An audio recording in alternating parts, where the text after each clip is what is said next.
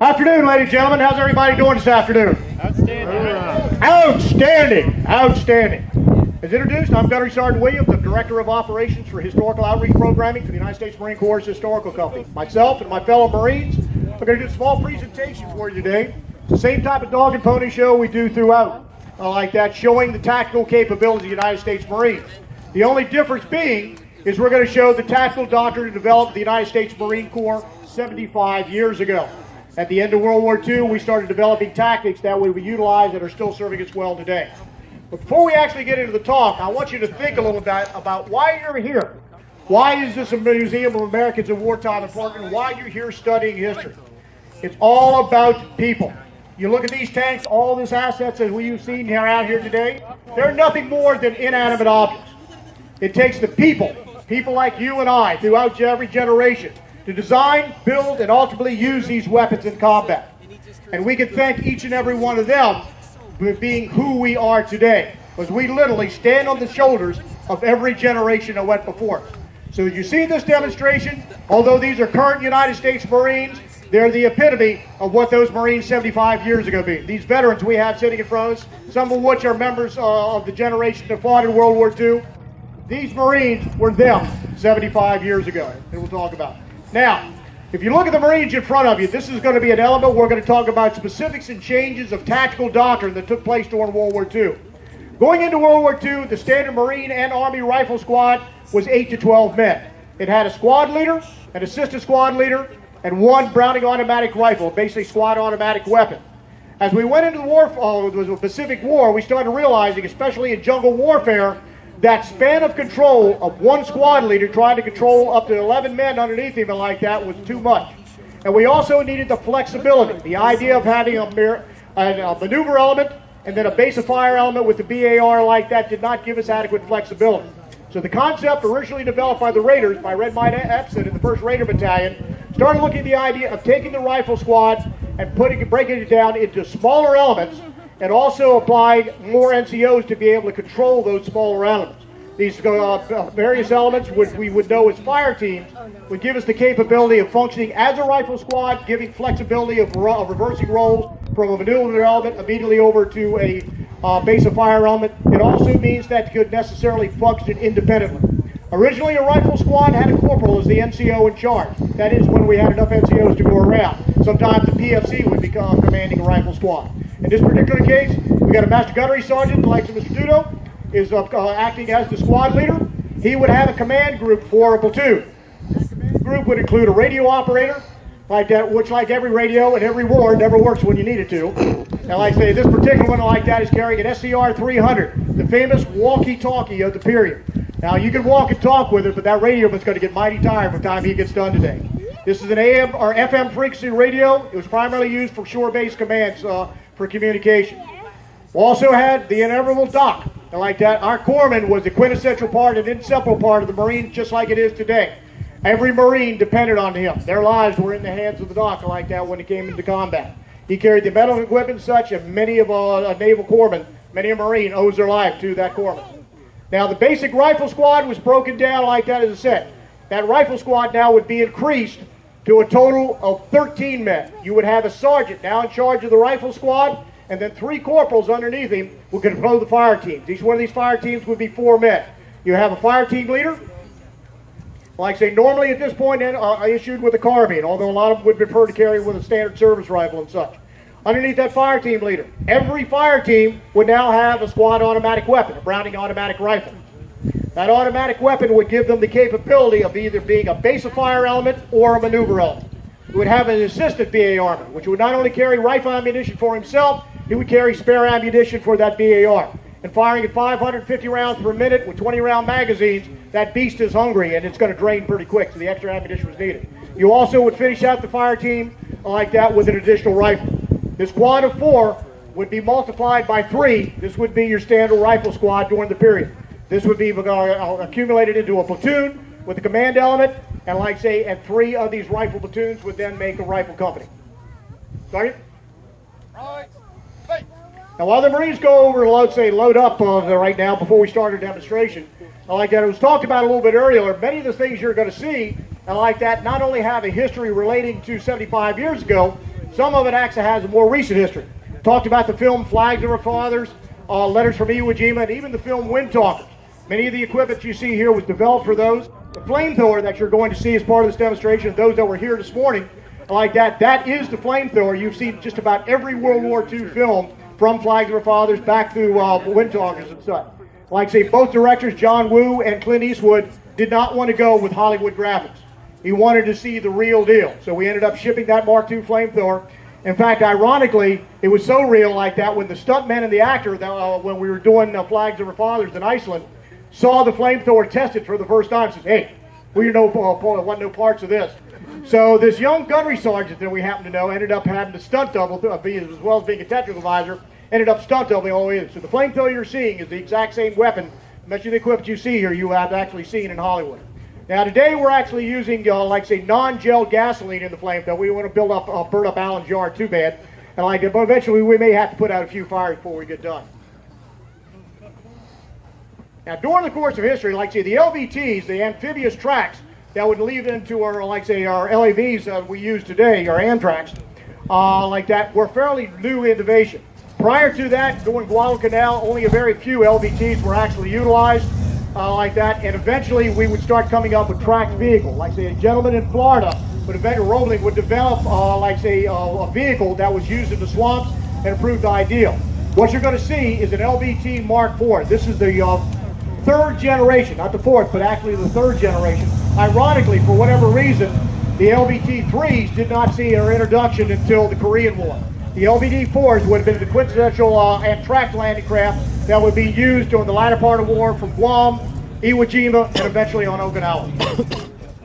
Now what you're going to see is a fire maneuver like that. Hopefully, as you can see the advancement of troops like that, you can see a basic 13-man rifle squad, alternating the roles with the fire team from maneuvering elements to basically basic fire elements, leapfrogging toward the enemy. They're also going to be circumvented by, like say, another fire team that's going to be supporting a flamethrower. You're going to see machine guns operated off the vehicles themselves. The use of armor to support an infantry attack became quintessential to much of the Marines' operations in the Pacific Theater. Now moving on to the field, like that, to soften up the target, you have an M4 Sherman tank. Like say, it has a 76mm gun on top of it. You have a Maul-Deuce machine gun. The downside for that protection, like that gun operator has to stay exposed on top of the tank. Now, interesting enough, building at the time as these Marines move forward, if you look at the Marine uniforms, in some respects they look very similar today, and in some respects they're different. World War II marked the very beginning of the first time the United States Marine Corps actually had a dedicated combat uniform. And the new Mark I helmet, pretty much just like what we've been through the last 15 years of the war on terrorism, the beginning of World War II, which saw a rapid increase of technological advancement. By like say Iwo Jima, Okinawa, you saw that reach its pinnacle. The famous herringbone utility and occasionally some camouflage would start coming in, but more quintessentially, the camouflage helmet cover would become an ideal benchmark for the Marine Corps. It was so effective as a psychological tool, as an identifier for Marines, and this is what we talk about even today, standing to the shoulders of every generation. That the 50th anniversary of the Battle of Saipan, I had a team on the island of Saipan. There were some Japanese survivors, some veterans of that campaign. I had one of my Marines completely in World War II utilities with the Mark I helmet with the camouflage helmet cover. Fortunately, that Marine spoke Japanese. He went up and very politely introduced himself to the veteran who had his back to him. The veteran turned around, and 50 years later, the sight of that camouflage helmet cover freaked him out. Like that, that's it again. We think about the weapons technology, but like that, the human element, the psychological warfare like that plays a very, very distinct role in like how we fight combat. Normally these LVTs would carry at least one rifle squad plus ammunition, spare ammunition and such. In many cases they would tow ashore additional flamethrowers like this. By the latter part of World War II, the flamethrower as an offensive weapon had become quintessential to the various Marine divisions. When we landed in Guadalcanal in 1941, we only had 40 flamethrowers for the entire 1st Marine Division. By the time we landed on Iwo Jima, each of the divisions had over 480 flamethrowers assigned to the division, and every basic rifleman was trained in its operation. Now in this case, basically in slow motion, we received first contact with the enemy. They're moving up. We'll start laying suppressive fire with the machine gun. Once they basically start receiving enemy fire, the Marines will disembark. Now, one of the advantages of the LVT over the LCVP landing craft is the ramp is in the back. Now, the earlier patterns of the LVTs, the tracked landing craft, like that, was they had no ramps. For the Marines to get out of those vehicles, they had to pile over the gunwale. And trust me, that's a long way to drop coming over the side of that vehicle. So the LVT Mark IVs had a distinct advantage. They had a ramp. In this case, we're leaving the ramp down because it had a very bad tendency to getting stuck. And like that, leaving the ramp down. This ramp would drop down and the Marines could disembark right off the ramp. Made first contact with the enemy. Already a radio operator is called up for armored support. And like that, we don't want to send these Marines in the mouth of a fixed position like that without some type of support element.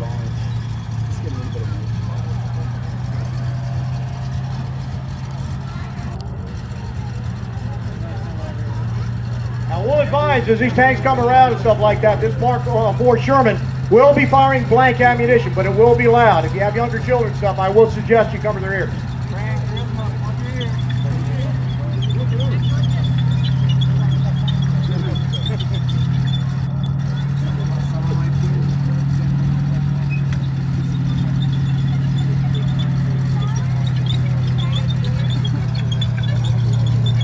Although you've heard a lot of sea stories about the Mark IVs in Europe and like that, and being underpowered and under-armored compared to their German counterparts, this was not necessarily the case in the Pacific Theater. The Japanese never looked heavily into armor development and never developed anything over a medium-sized tank. So our IV Shermans, like that, were excessively effective against Japanese positions and the Japanese armor. Holy shit. Warned you it would be loud.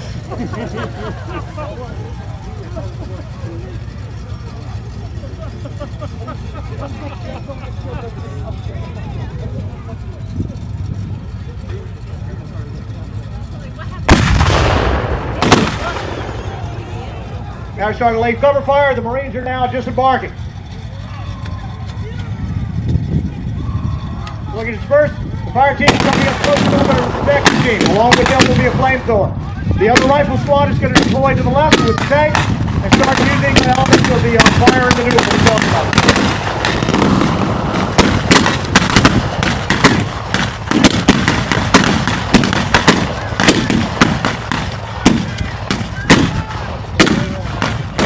Laying a smoke, hopefully, to, like say, to cover their movement.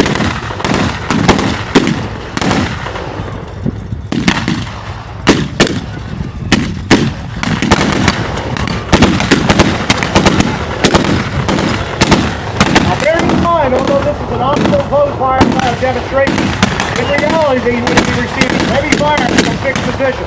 Both the Japanese machine guns and riflemen, oftentimes basically unexposed in bunkers or some other type of facility.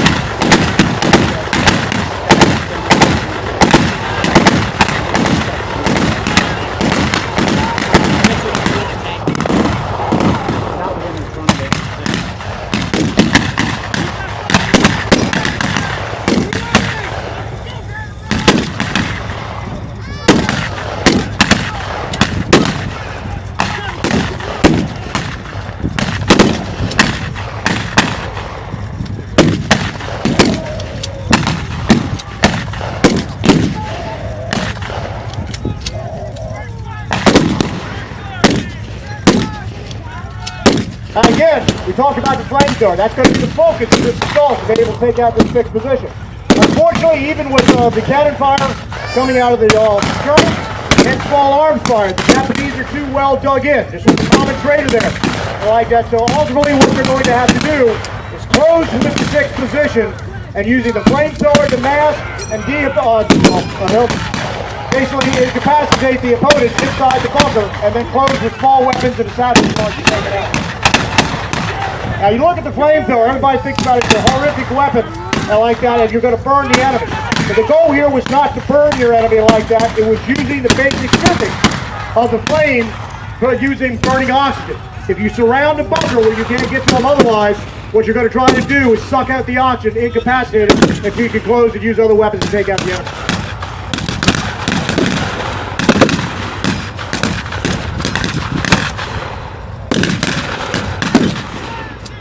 There's the doc doing his job. Constantly doing from fire team to fire team. Make sure everybody's all right.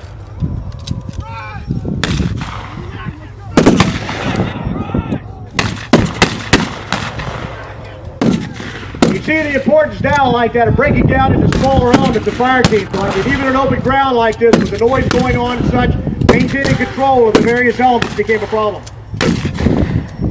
And unfortunately, we did not have the direct communications radios we have today. Why do you think gunning gels so loud? Probably fell in. What's that? Probably fell in right there. Oh.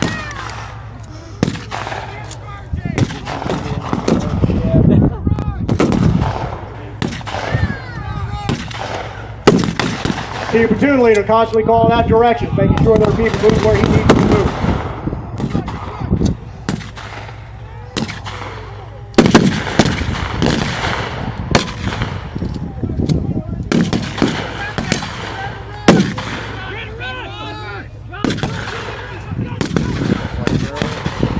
And that flamethrower operator, he's kind of hanging back. The reason why?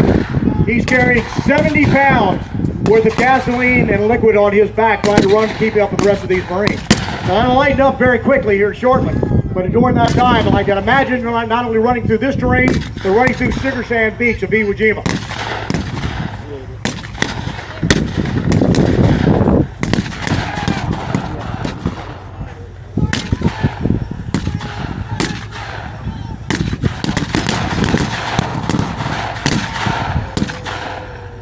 This is the most hazardous part of the flamethrower operator's job. While the rest of the platoon is giving cover fire, he has to advance. Now advance, he's carrying, like I say, was 70 pounds worth of high octane gasoline. Very quickly though, if you were on a bunker, even if that flame could not get to you, hopefully that's going to incapacitate you enough that once he's done, the rest of the Marines are going to be able to fight through and use explosive charges and small arms to take out the opponent.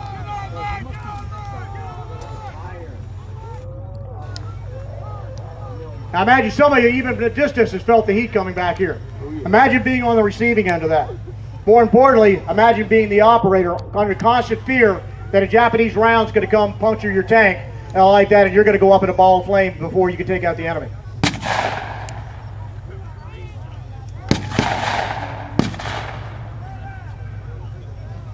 Where's the graphic card?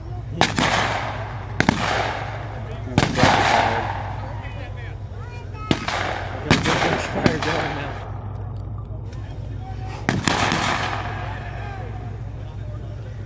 Normally they would fight through, not only taking out the position they just assaulted, but to make sure there's no ancillary positions or, like I say, defense in depth that they have to deal with.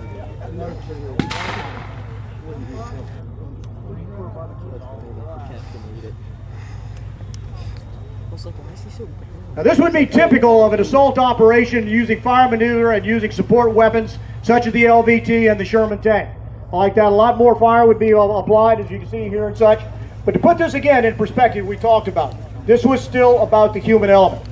And to close with, like I say, a little anecdotal story before the Marines get back around here, I want to pass on to you. Imagine this exact same type of situation. This is from a gentleman I interviewed several years ago, like I said, unfortunately just passed on, a World War II vet. He was part of a flamethrower, blowtorch, and corkscrew team. At that time, they would take these Mark II flamethrowers, pair them up, and add 2 Browning automatic riflemen in support, basically creating a fire team of their own. One flamethrower would lay cover fires, the other one would advance. The BA Airmen were there as assistant gunners and also to cover their flanks, because any position they're going at is going to make sure that there's other positions that are covering that position. This Marine talked about as he advanced across the shore in Iwo Jima when he landed, that he was part of this blowtorch and corkscrew team. He watched his mate with the other flamethrower going up through the sugar stand, carrying just 70 pounds worth of flamethrower. He had already charged his tank, as you saw me do to this Marine, like that, pressurizing the material tank and like that holds the gasoline, the gelled gasoline. Now again, contrary to what you see in the movies, it's far more horrendous if these tanks get punctured. They do not explode right away. What happens, basic physics comes into play. You puncture that tank, sometimes the operator may not even know the tank has been punctured. What happens? The gasoline is going to follow the path of least resistance. It's going to come out, form a vapor cloud, mixing with oxygen. And any ignition source from that point on that it hits, including the igniter in the gun group itself, will send them up in a ball of flame. Well, that's exactly what happened to this Marine. The Japanese round went into his tank. We'll never know for sure whether he actually knew it got hit or not. But a few seconds later, this Marine I was interviewing talks about that his partner goes up in a ball of flame. Pretty horrendous way to die. He turned around, this Marine said at that point that he was petrified. He dropped to the ground and urinated himself right there, and rightly so. He was scared to death. but he knew that a lot of Marines' lives depended on him doing his job. Didn't matter how afraid he was. This Marine pulled off his belt, his legging laces, anything he could use to make a rope to drag that flamethrower behind him and get as far away as possible. He continued to crawl forward, dragging that flamethrower over 75 yards until he got close enough to the enemy position to take it out. He put the flamethrower back on his back, like I say, took out the position. They finally blew up the position with a satchel charge. The bravery of that Marine saved a lot of Marines' lives today. It wasn't about the technology. In fact, it was overcoming the technology that he had to utilize because it was not a user-friendly weapon. But his training, his discipline, his courage, and his esprit de corps, and like that, it wasn't about being brave. It was about being afraid, but being willing to overcome that fear and still doing your job.